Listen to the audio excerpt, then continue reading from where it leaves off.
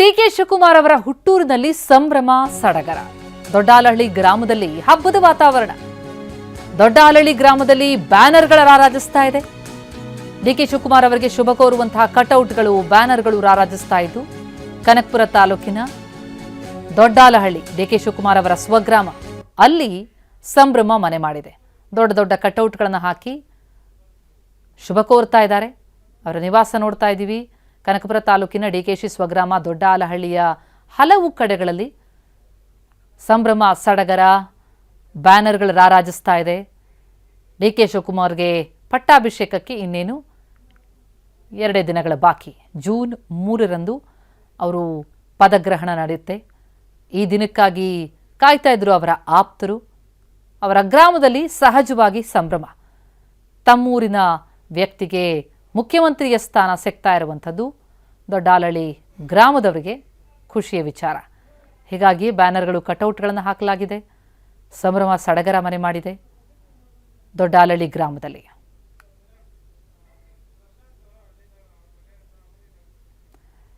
ದೊಡ್ಡಾಲಹಳ್ಳಿಯ ಸಂಪೂರ್ಣ ಚಿತ್ರಣ ಕೊಡ್ತಾರೆ ನಮ್ಮ ಪ್ರತಿನಿಧಿ ಪ್ರಶಾಂತ.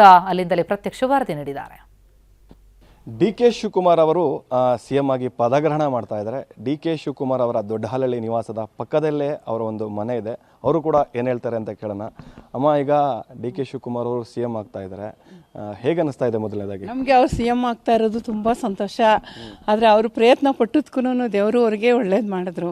ಆಗ್ಬೇಕು, ಅವರು ಸಿಎಂ ಆಗ್ಬೇಕು. ಅವರು ಈಗ ಡಿಕೆ ಶಿವಕುಮಾರ್ ಅವ್ರನ್ನ ಎಷ್ಟು ವರ್ಷದಿಂದ ನೋಡಿದಿರಿ? ನಾವು ಊಟದಿಂದ ನೋಡ್ತಾವೆ, ಯಾಕೆಂದ್ರೆ ಅವರು ನಾವು ಪಕ್ಕದ ಮನೆಯವರಲ್ವಾ.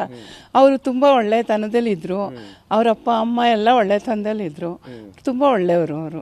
ಸುರೇಶ್ ಅವರು ಅಷ್ಟೇ, ಅವ್ರ ಫ್ಯಾಮಿಲಿ ಎಲ್ಲ ಒಳ್ಳೇದೇನೆ. ಈಗ ಡಿ ಸಿ ಎಂ ಆಗಿ, ಶಾಸಕರಾಗಿ ಅವೆಲ್ಲ ನೋಡ್ತಾ ಇದ್ರಿ, ಈಗ ಸಿ ಎಂ ಆಗಿ ನೋಡ್ತೀರಾ.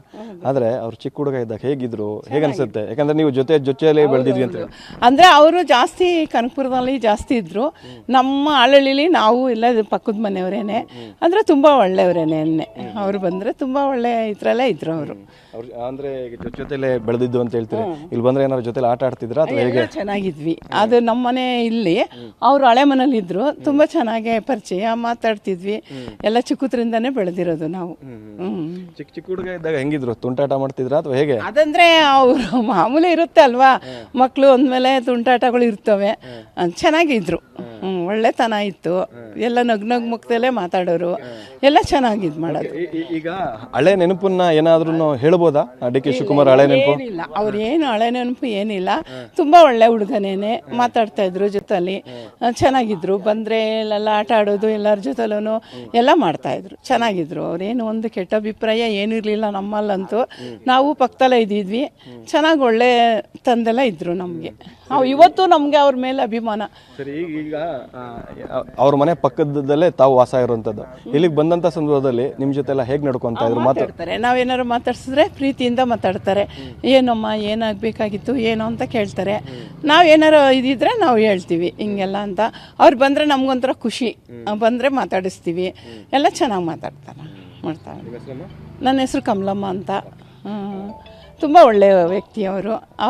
ಅವ್ರು ಸಿ ಎಂ ಆಗ್ತಾ ಇರೋದು ನಿಜವಾಗೂ ನಮಗೆ ಒಂದು ದೇವರು ವರ ಕೊಟ್ಟಂಗೆ ಆಯಿತು. ಇವಾಗಂತೂ ಖುಷಿ ನಮಗೆ, ಎಲ್ಲರಿಗೂ ಖುಷಿ ನಮಗೆ.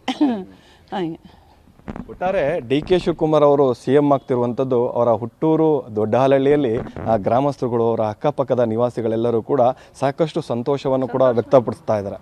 ಕ್ಯಾಮರಾ ಪರ್ಸನ್ ಸಂದೀಪ್ ಜೊತೆ ಪ್ರಶಾಂತ್, ಟಿವಿ9, ರಾಮನಗರ.